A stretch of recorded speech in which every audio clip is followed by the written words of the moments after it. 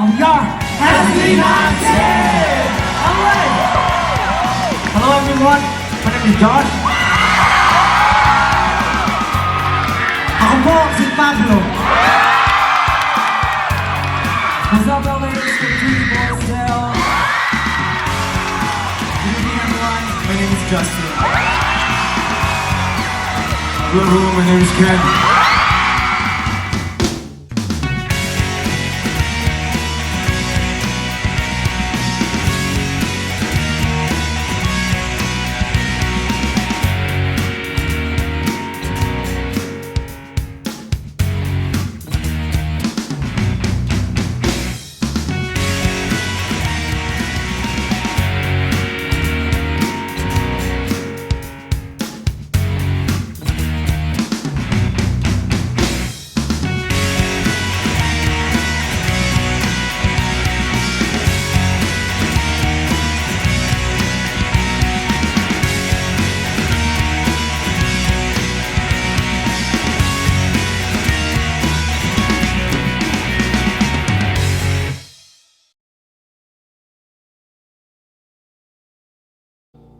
Among the reaction videos of MAPA, this one encompassed our story, and it also inspired me to create this little show, the SB19 Spark.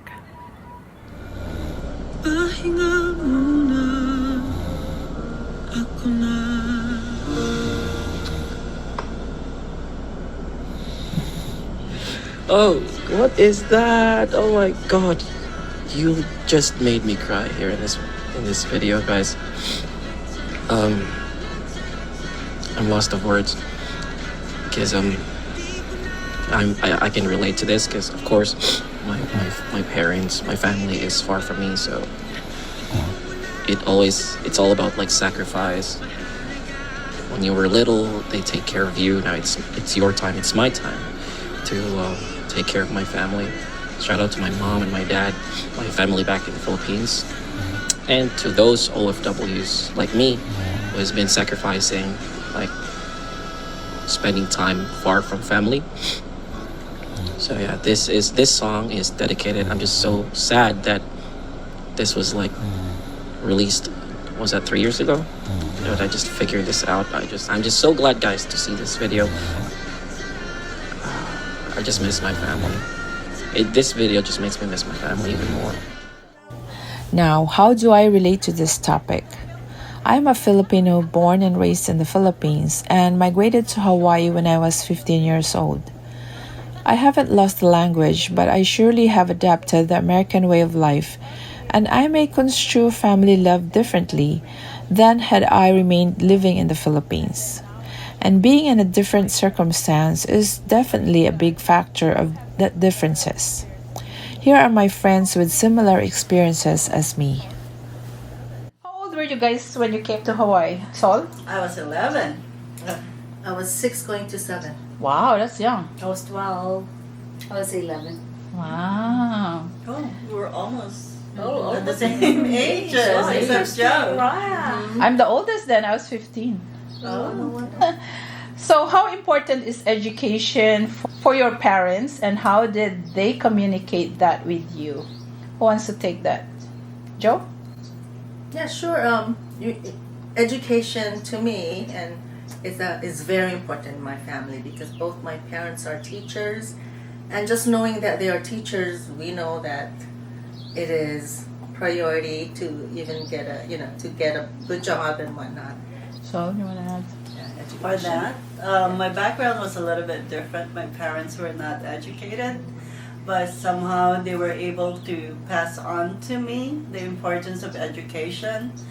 Along the way, I learned that education is an equalizer, that it takes only one generation to improve your living conditions.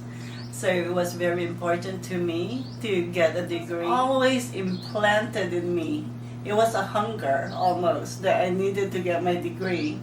So I did go back. I got my bachelor's degree and it was in business administration. I am in the legal field, just paralegal by trade, but I work with some of the best. And my daughter, I was able to impart to her the importance of education, that she's a lawyer. You want to add something? Well, for me, I think my upbringing is a little bit different when it comes to education. My mother was a teacher in the Philippines, but when she got married to my dad, she never pursued it. She only, I believe, taught 1 year, and my dad said, "No, you can't work anymore because I'm going to be the head of the family."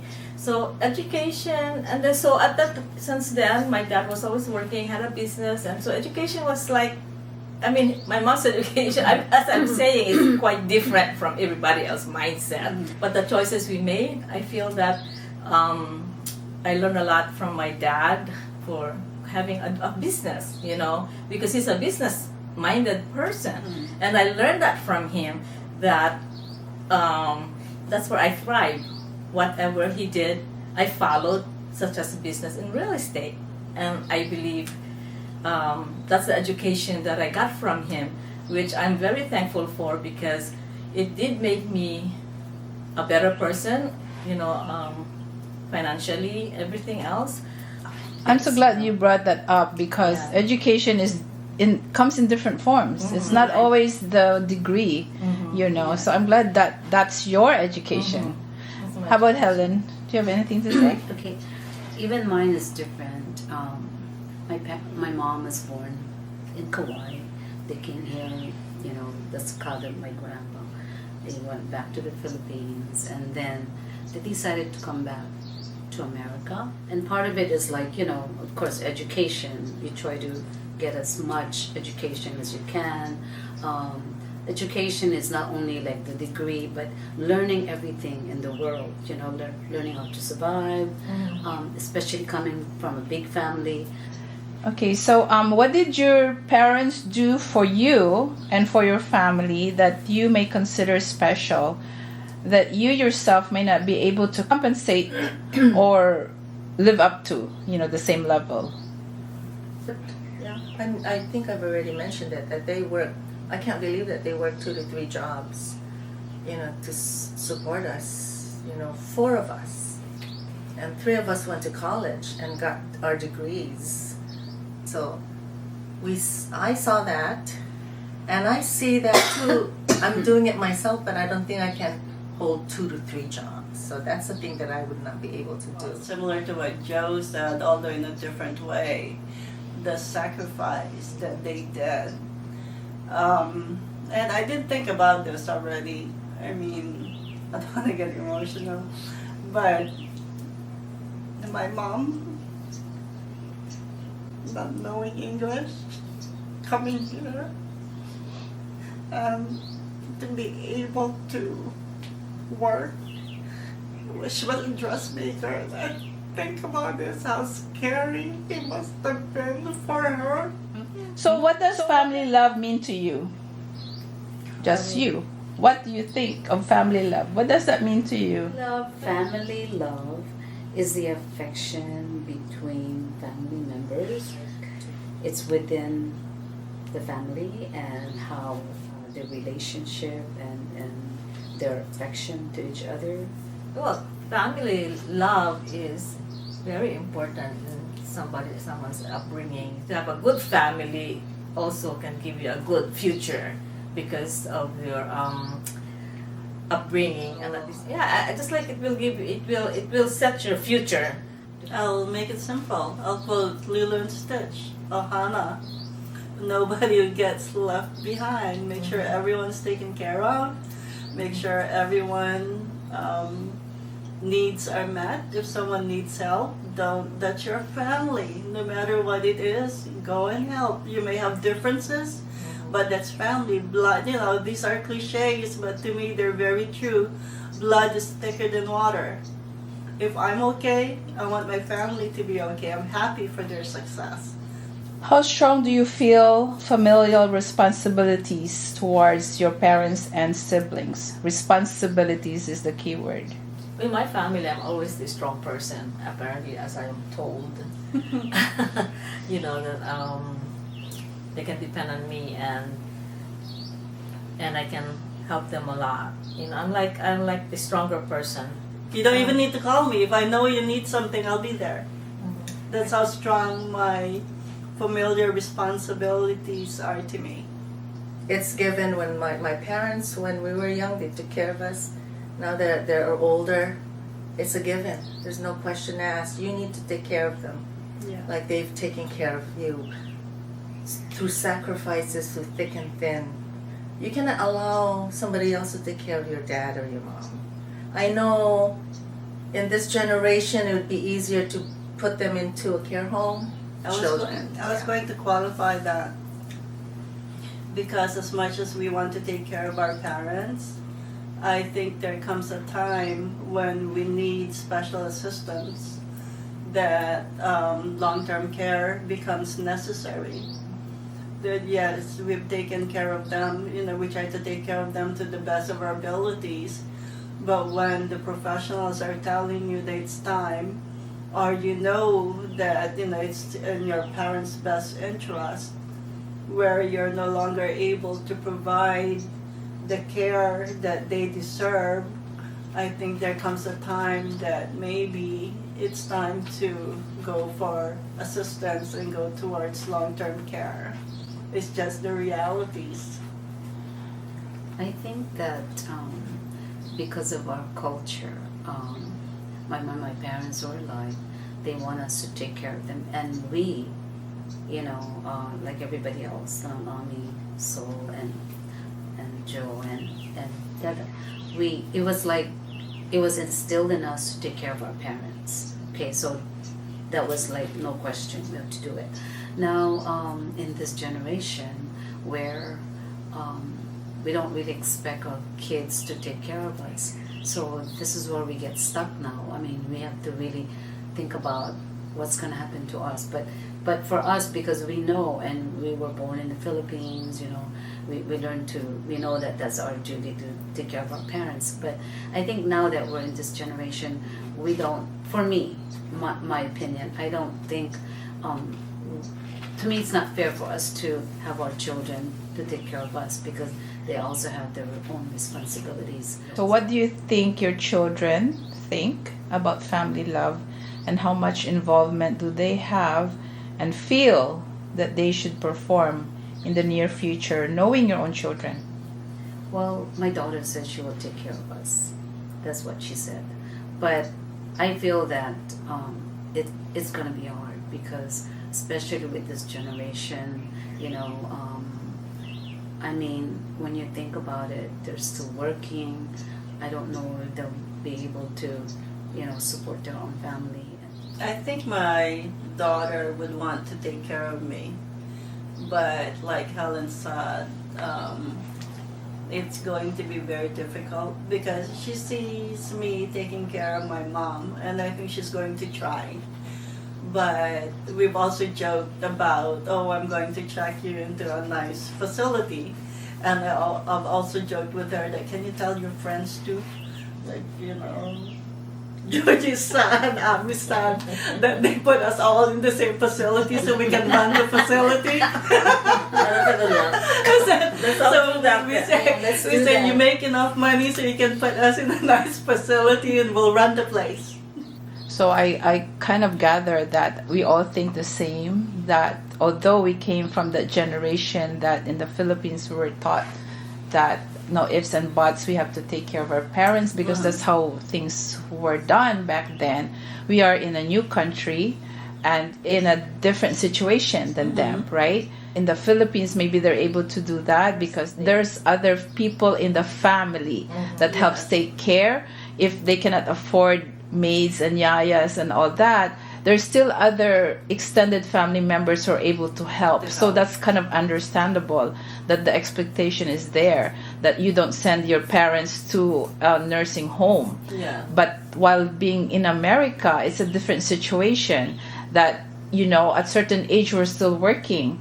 And for me, that's why for me it became that way, that it was hard for me to take care of my parents. So I always admire you guys that you're able to take care of your parents. Like Ami here, until her mother passed on, right? You were able to manage to take care of her. So that's good that you're able to do that. But it's interesting how we all think the same too when it comes to our children, that we don't want or we don't expect, we don't want to be a burden to our children, because they would be in a different situation, a much more kind of difficult situation compared to us. Not necessarily that they wouldn't have money, it's just the situation is different, right? Hi everyone, you're listening to the Faith and Family Podcast. For those of us who may have different views on family love due to cultural differences, here's a podcast that could be a first step in bridging the cultural gap between parents and children, in particular of Filipino immigrants in the U.S., leading to better understanding and respect. To the United States way back, I think it was March of 1980. Hi, I'm Darlene Alejandro, and I was born here in the United States. Lenny and Darlene have an amazing Lenny bond, is but like with every me. parent-child She relationship, just there came are to ups the and downs. U.S. a year According ahead to a of me. study published in the National Library of Medicine, Asian American adolescents, specifically Vietnamese, Cambodian, and Filipino youth, report higher levels of culture conflict with parents than other groups of adolescents. What were your hopes when you left the Philippines? Like, can you tell me about the experience and So how currently, you felt Lenny when you left the Philippines migrated as an over to the adult. States, I was and who did you 15, miss the most? so I was a Just tell me teenager. about your experience moving here. As a nurse, gain more She's already a experience professional. in She's a nursing, nurse. expand my knowledge. In another country like America, I wanted more financial stability. So you could say that she's also an OFW. Another topic discussed was education.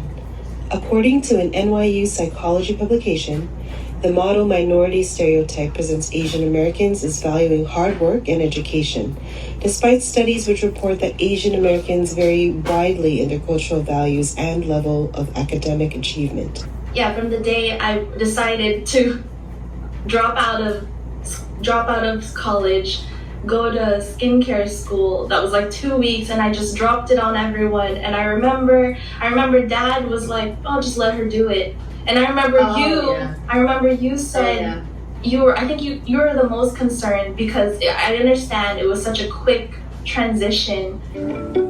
Lenny and Darlene discussed the topic of tone and how it was often misunderstood in their family dynamic during conversations. Many That is so immigrant true parents to and me and my American-born children as well, experience the just same like disconnect. me and my A parents. study has were. shown that immigrant and refugee families face challenges to reestablish family roles and patterns in an unfamiliar society with a new language and sociocultural environment. Like in the Philippines, we were not raised to be like our tone, because you guys grew up here and you're very confrontational, I guess, or argumentative, and you will speak your own mind. In the Philippines, I was not raised like that, because I speak loud, and I guess you guys think I'm always mad, but I'm not actually mad. It's just the tone of voice. That sounds familiar. My kids complain Like, you about were me. surrounded by other Filipinos in They're the like, Philippines "Mom, who are all the you sound same like you're way." always But then mad. I'm like, I "I'm grew mad. up going to like I'm just American very school expressive. with all of these different cultures. That's right. And different kids with different backgrounds. That's right. So growing up, we had way more perspective. I felt like whenever I would say something, you took it as I'm mad, or I'm confrontational, Right. or I'm disrespectful. Yeah. Darlene, now a newlywed, talks with Lenny about her realizations as she grows older. In the end, their mother-daughter dynamic continues to evolve, but they are taking more strides at bridging their cultural gap with one thing in particular: their faith. So you know how I moved away? Well, like I just said, I think our relationship is way better now. Even though we don't talk every single day, I think it's healthier now compared to like when I was growing up here and we both didn't understand each other. But now that we've had like these few difficult conversations and honest conversations, I think it's better now. that. I would still continue to be a parent to you, still reminding you. That's one thing about being a Christian and with that Filipino culture as well, that And you now don't that I'm married, outgrow being he a gets the parent and you reminders don't too. outgrow being a child of your Yeah, parent. as Abby said, We parenting doesn't welcome stop. I mean, it will advice go from our forever, parents, even though you have and already your we feel kids, that and we you need will to do take the care of same our thing to children your by kids. reminding That's them. how it is. That doesn't mean we are Just interfering always with be their there, lives for when they're you, married, and always reminding but we you, will always be here to and remind our understanding children. each other and respecting you as being a married person now. I realized and I remember was that there's no child who wants that her family are not having understanding, that no matter how different your characters are with your parents and your generation gap, you want to close that gap because you want to have peace, you want to have a happy household. Basically, I think now I realize no matter what generation, in as much that our parents pray for us to have a successful life, having even our own families, I think all children would always have the same prayer towards their parents. Indeed, if family love inspires, it may also cause sadness at some point. However, with hard work and determination, SB19 showed us how to succeed and to change the pain of longing into joy and comfort when, as children, we turn the tide taking care of our parents because love of family is always rooted in gratefulness. And no matter what our culture is, we can all relate to family love to different degrees. Yes, SB19 made us sing, dance, and even scream due to utmost admiration. And while they're at it, they taught us the importance of family love. That's why SB19 sparks. This is Tita 18 Theta Pilar Pineda from Honolulu, Hawaii. Aloha.